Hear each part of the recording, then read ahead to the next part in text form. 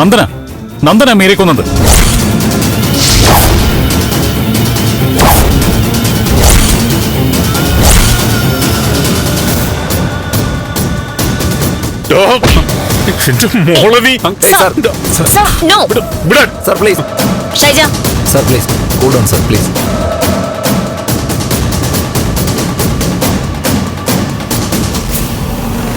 പ്രകാശ്, പോലീസിന് അന്ന് രഹസ്യമൊഴിയിൽ പറഞ്ഞിട്ടുള്ള കാര്യങ്ങൾ എല്ലാവരും കേക്കെ ഒന്നുകൂടെ പറയും.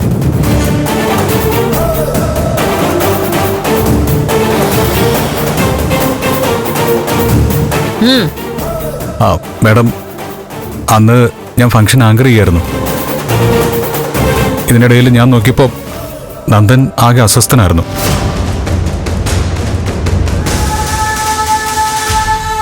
മീരിയും ഡിസ്റ്റർബ്ഡ് ആയിരുന്നു.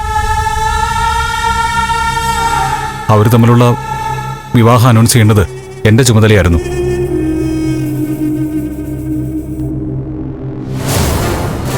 നന്ദനെക്കുറിച്ചും മീരയെക്കുറിച്ചും സദസ്സിനോട് പറയാൻ കുറച്ച് ഡീറ്റെയിൽസ് എടുക്കണമായിരുന്നു.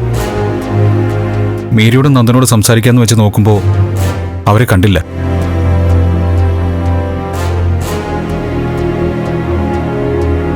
ഇടയ്ക്ക് നന്ദനും മീരയും ടെറസിലേക്ക് പോകുന്നത് ഞാൻ ശ്രദ്ധിച്ചിരുന്നു.